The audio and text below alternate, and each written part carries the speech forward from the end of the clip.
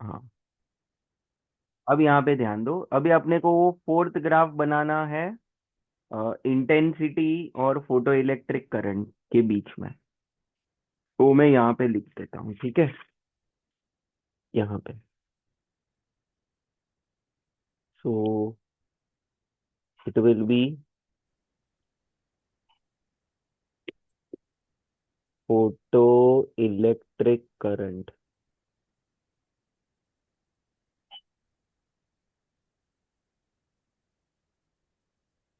Versus intensity, inter versus intensity.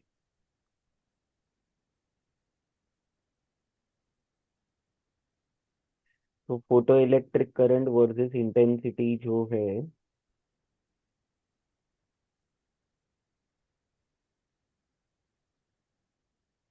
क्या बनेगा graph बताना।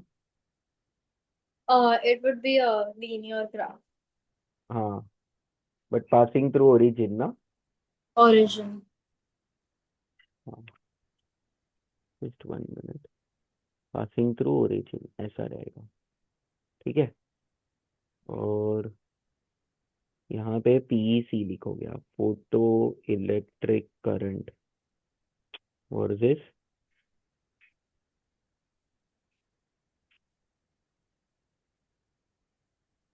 वर्सेस इंटेंसिटी, ठीक है। ये गया दिमाग में। तो ये चार चीजें आपको दिमाग में फिट होनी चाहिए, ठीक है। अब इसी में जो लास्ट एक छोटा सा कंसेप्ट बाकी है, it is related to photo electric effect only, और उसको हम बोल देंगे स्टॉपिंग पोटेंशियल।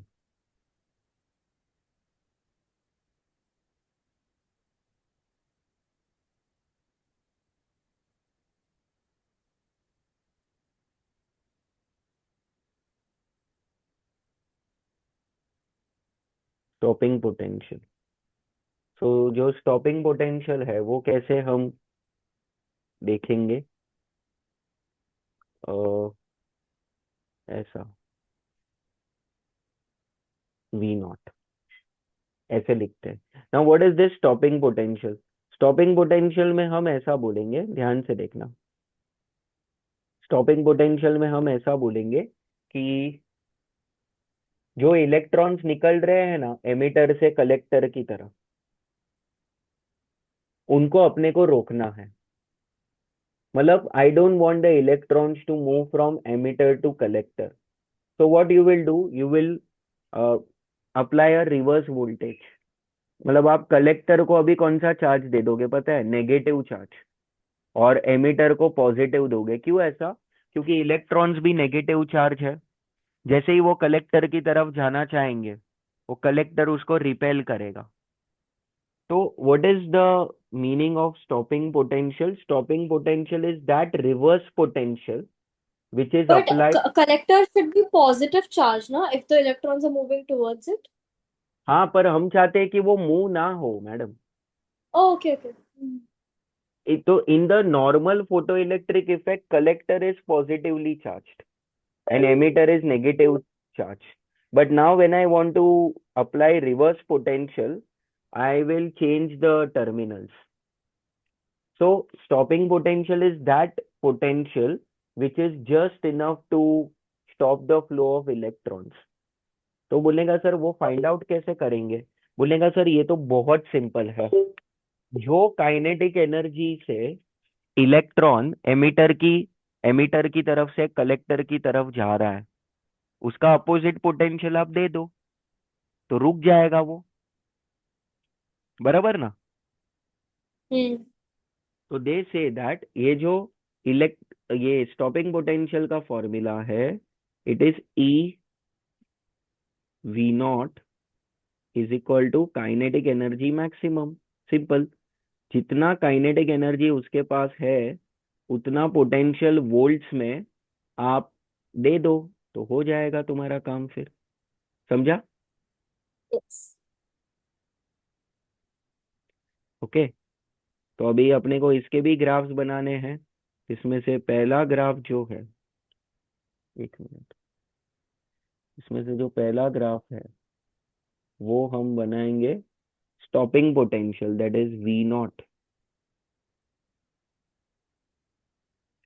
वर्सेस फ्रीक्वेंसी का graph.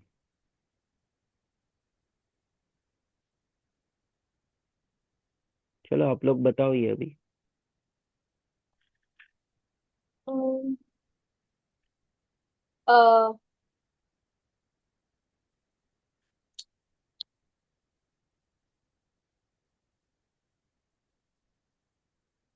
We naught versus frequency, तो बोलेगा सर वी नॉट किस पे डिपेंड करता है? Ke max. हाँ, और काइनेटिक एनर्जी किस पे डिपेंड करता है? Frequency. तो what about V naught and frequency then? So as the frequency increases, the stopping potential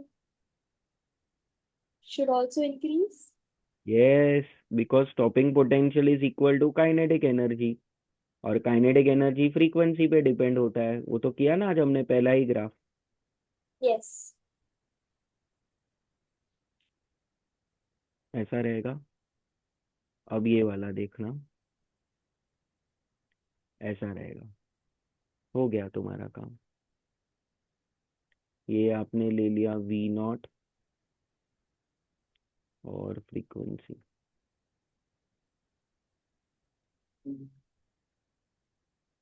समझा ये?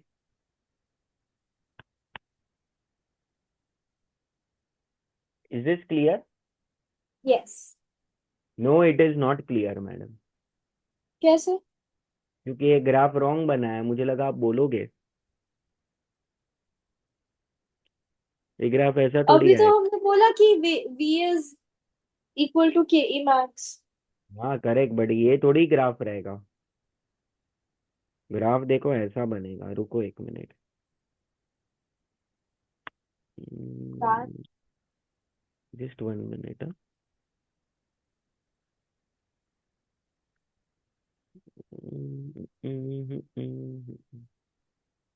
हाँ, ग्राफ ऐसा बनेगा मैडम, यहाँ से स्ट्रेट लाइन आएगा, यहाँ से ऐसा रहेगा। क्योंकि आप इनिशियली जो फ्रीक्वेंसी दे रहे हो सकता है वो थ्रेशोल्ड से कम हो, तो फोटो इलेक्ट्रिक इफेक्ट ही नहीं होगा, तो इलेक्ट्रॉन्स ही बाहर नहीं आएंगे, तो उनको काइनेटिक एनर्जी ही नहीं मिलेगा।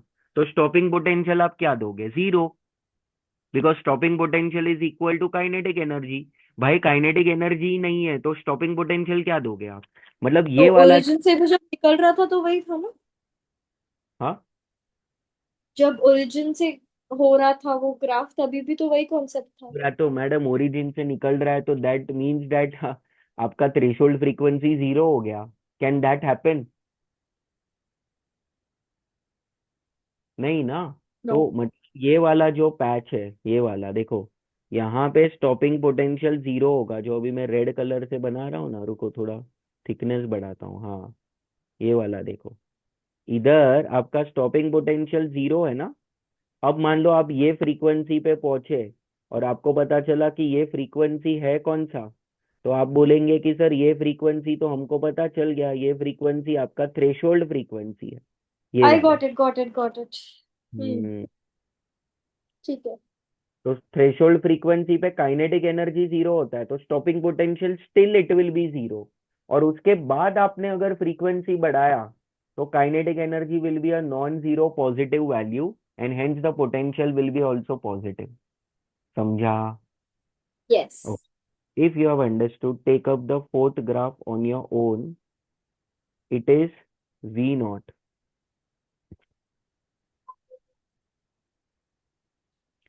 versus intensity.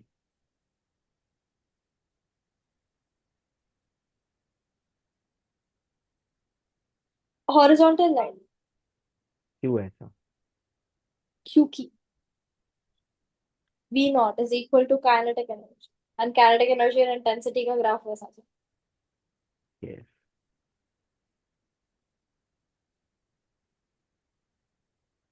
ऐसा है, देन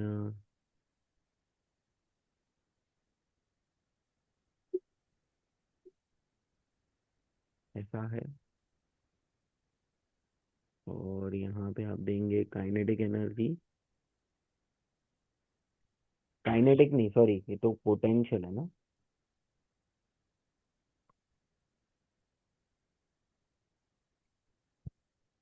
और स्टॉपिंग पोटेंशियल वाला पोटेंशियल एनर्जी ना। स्टॉपिंग पोटेंशियल ही है ये। हाँ हाँ। ठीक है, तो समझा, ये इतने सारे ग्राफ सब आपको एकदम अच्छे से याद रखने हैं।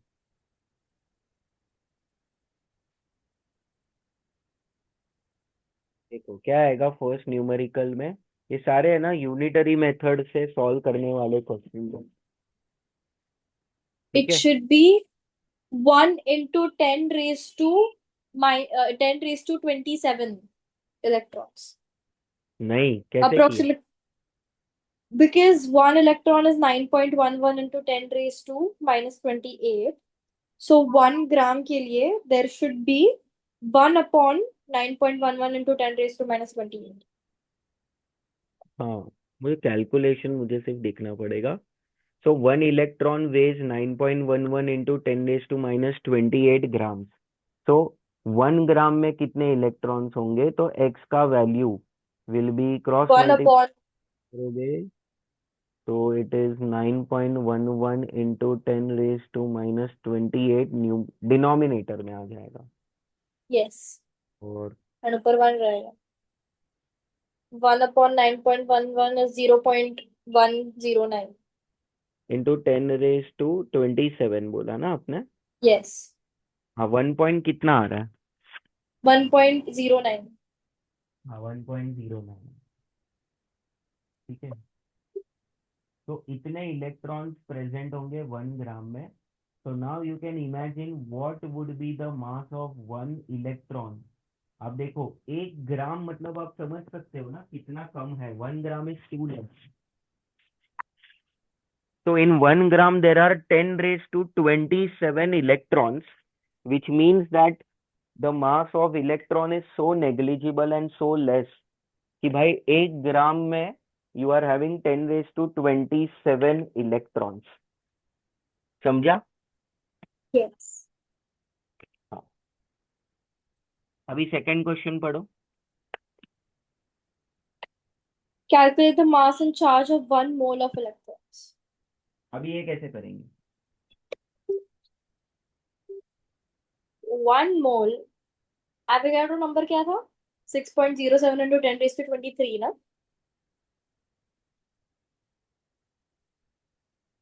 Hello.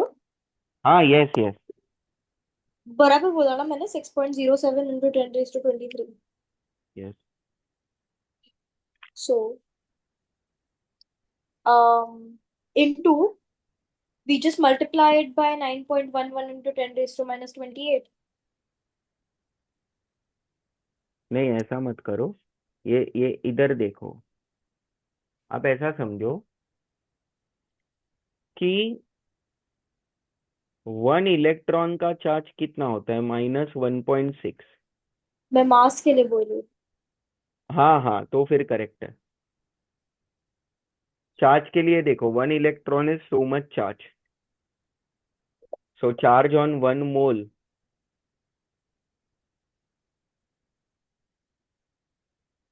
Charge on 1 mole, so that will be equal to -1.6 into 10 raised to -19 coulombs multiplied by mole में होता है 6.022। एंट्रेंस में आप इसको 6 ले सकते हो, इंटू 10 raised to 23।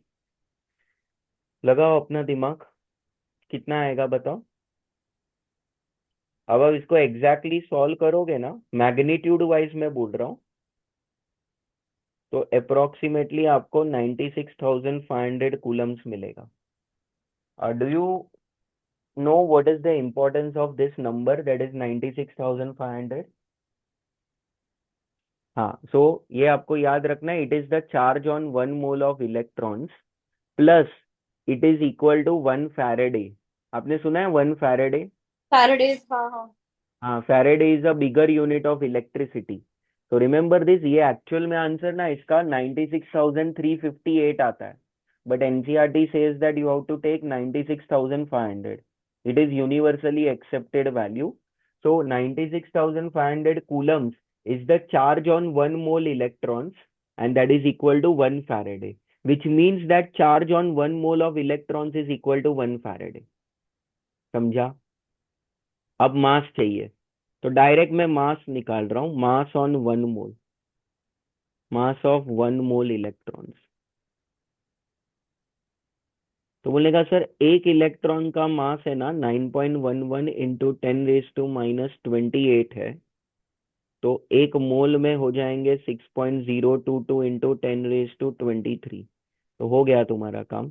अप्रोक्सीमेट कर रहा हूँ, 9 इंटू 6 54 होता है, और ये हो जाएगा 10⁻⁻5 ग्राम्स। समझा ये? यस। Okay. बस हो गया तुम्हारा काम अभी। नेक्स्ट क्वेश्चन करो, do next question. Calculate the total number of electrons present in 1 mole of methane. 1 mole of methane. Yes. हाँ, तो कैसे So करेंगे? CH4, हाँ, I can do this. Um, एक मिनट हाँ। हाँ,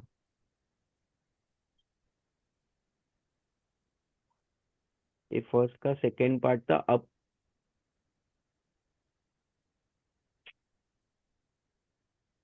फर्स्ट का सेकेंड पार्ट था, अब सेकेंड क्वेश्चन आया ये।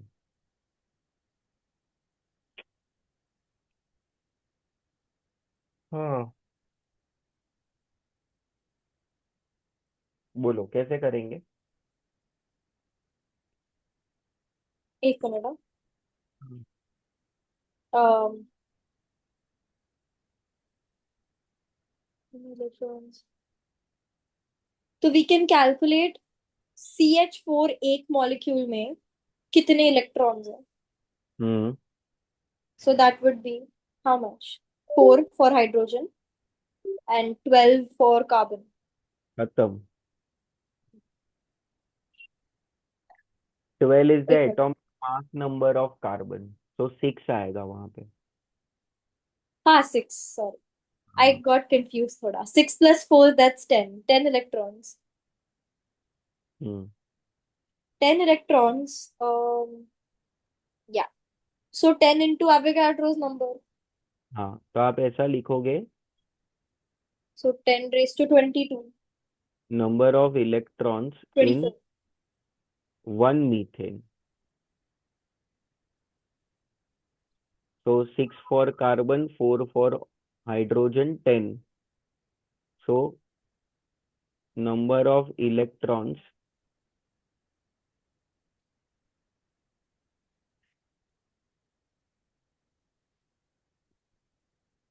1 mole. So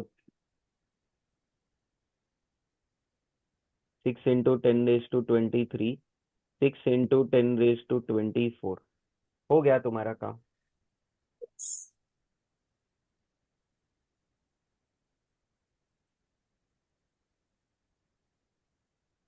समझा? Find the, yeah, hmm. find the total number of neutrons in 7 milligram of carbon 14. Hmm. Assuming mass of neutron is this. अब कैसे करेंगे?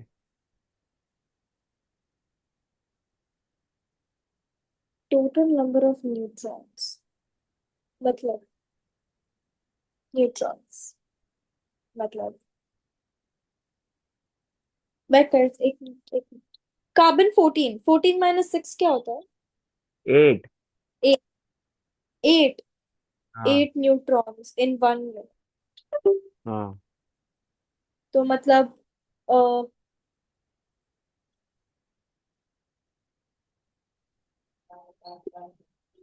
एक मिनट, एक मिनट।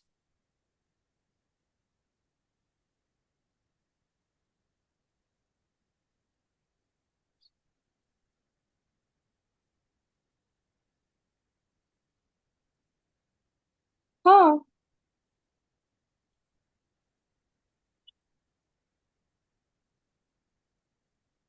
बोलो। मोल कॉन्सेप्ट लगाना पड़ेगा ना यहाँ पे। लगाओ कौन ना बोल रहा है। नहीं नहीं, ओके ठीक ये तो इसमें है। देखो, तो 1 मिनट, कौन सा क्वेश्चन नंबर है ये? एक सेकंड में क्वेश्चन भी। Two, question 2 2A। हाँ, ये सब टू का।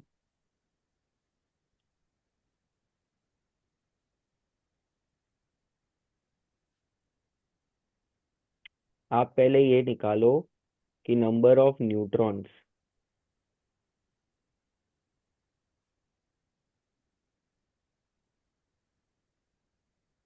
इन 1C14, बराबर, यस। That is 8। अब डायरेक्ट आप मोल्स निकालो ना कार्बन का, हो गया तुम्हारा काम। 7 मिलीग्राम्स मतलब 7 × 10⁻³ होगा upon 14। So 5 × 10⁻⁴ will be the number of moles. अब एक कार्बन में 8 न्यूट्रॉन है, तो अब आप टोटल न्यूट्रॉन्स निकालोगे।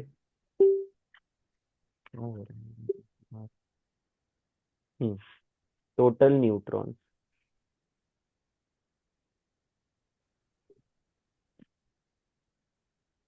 तो टोटल न्यूट्रॉन्स क्या हो जाएंगे? 8 × नंबर ऑफ मोल्स।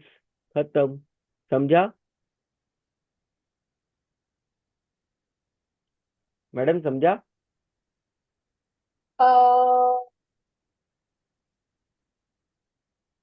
नहीं। मैंने क्या किया, मैंने पहले ये देखा कि एक कार्बन में कितने न्यूट्रॉन्स है, तो 8 मिले ना। फिर एक मोल मतलब मोल्स निकाला, तो मोल्स 5 × 10⁻⁴ आ रहा है। तो मोल्स मतलब उतने मोल्स में कितने न्यूट्रॉन्स होंगे? बट मेरे को मोल का वो फॉर्मूला नहीं समझा, 7 × 10⁻³ अरे given mass upon molar mass madam. Oh, molar mass is 14, right? हाँ, मोलार मास नहीं है यहाँ पे, एटॉमिक मास है, because it is an element. Element का मोलार मास नहीं होता है, यस कंपाउंड यस। का मोलार मास होता है। तो जो भी मास दिया है वो लेना है, तो मास 14 दिया है तो वो ले लिया मैंने। अभी समझा? यस। नहीं समझा है आपको? नहीं। हाँ, क्योंकि अगर आपको समझता तो आप बोलते कि सर इसमें और भी एवोगैड्रो नंबर से मल्टीप्लाई होगा ना मैडम।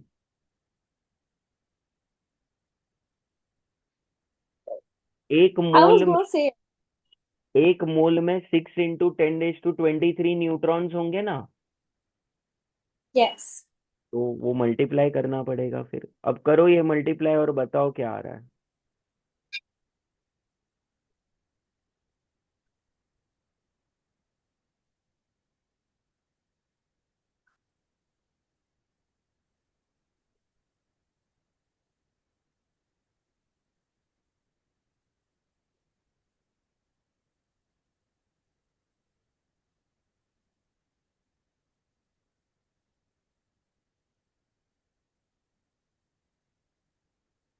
uh 2.40 × 10⁻21।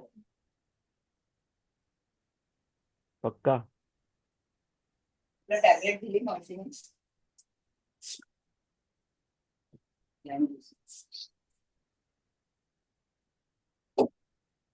पक्का आपको यही आ रहा है? यस। रुको मेरे को देखने दो। 8 5 40, 40 × 6, 240, 240 × 9, 2.4 × 10⁻21 आएगा। मैंने वही वही, बोला। ठीक है।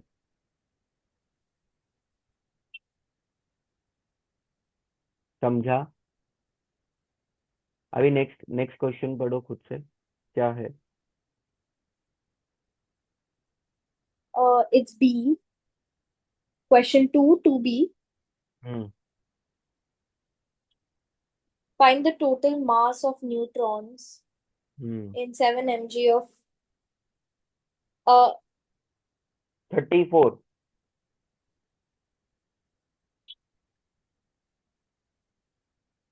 हेलो। नहीं नहीं, नॉट 34, उसके ऊपर वाला। एक minute. Find the total mass of neutrons in 7 mg of carbon 14. Assume mass of a neutron is हाँ, this. यस, ये मैंने टोटल न्यूट्रॉन्स निकाला, अब टोटल मास निकालना है इनका। So we just तो multiply it by. हाँ, we you just multiplied by mass of one neutron which is 1.675 दिया है ना, कि 674 दिया Yes, है। 5 5. हाँ, इंटू 10⁻⁻24 ग्राम्स। मल्टीप्लाई करो और बताओ क्या आ रहा है।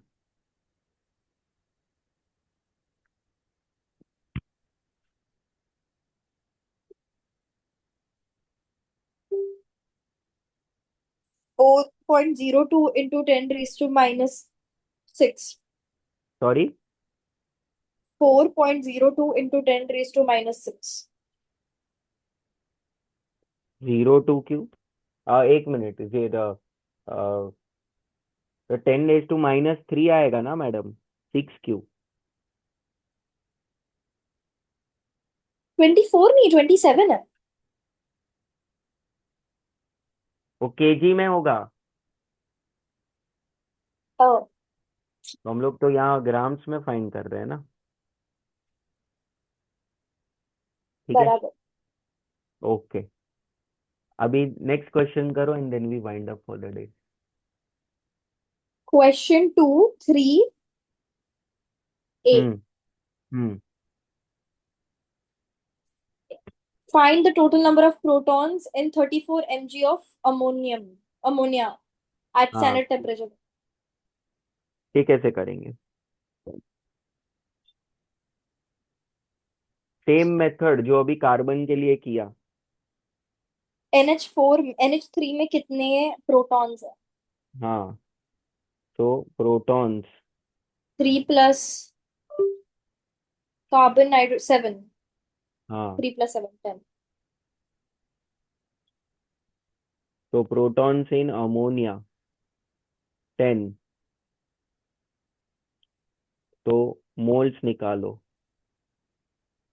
34 मिलीग्राम, तो मिलीग्राम्स को पहले ग्राम में रखा, divided by 17। 17 is the molar mass of ammonia. तो 2 × 10⁻³ अब क्या पूछा है? प्रोटॉन्स पूछे हैं, नंबर ऑफ प्रोटॉन्स। बट ये हाँ। तो टोटल प्रोटॉन्स क्या हो जाएंगे? Number of moles into 10 into Avogadro number, खत्म। यस। एवोगैड्रो को मैं 6 ले रहा हूँ अभी, वो 6.022 के जगह। तो ये क्या हो जाएगा? 1.2 इंटू 10⁻², रुको, 20 21 10⁻²²। ठीक है। यस। और भी कुछ पूछा है शायद, मास भी पूछा है उनका, चेक करना है एक बार। Total mass of all the protons. या तो मास ऑफ प्रोटॉन्स देखो। That is 3AB। हाँ हाँ, वो ठीक है। 1.2 इंटू 10⁻²²। चेक करना, वो पावर 22 आ रहा है, 21 आ रहा है। हाँ, एक minute.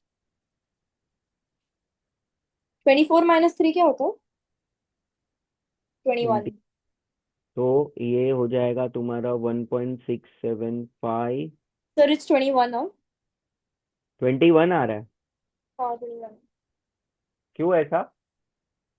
23 into 10, that becomes 10 raised to 24. 24 minus 3.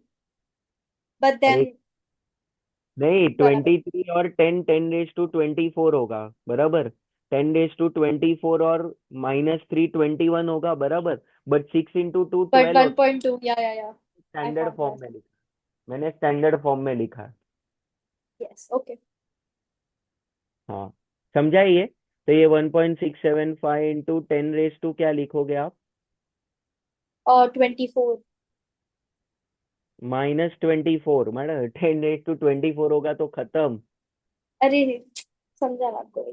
Same same. हाँ, ग्राम्स। बोलो, ये इसको मल्टीप्लाई करो, बताओ क्या आ रहा है।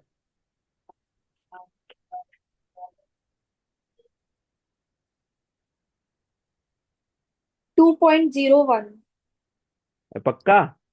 Into two point ten zero raised to हाँ, -3। -2 ग्राम्स। पक्का? ठीक है, ठीक है। 1 मिनट, हाँ।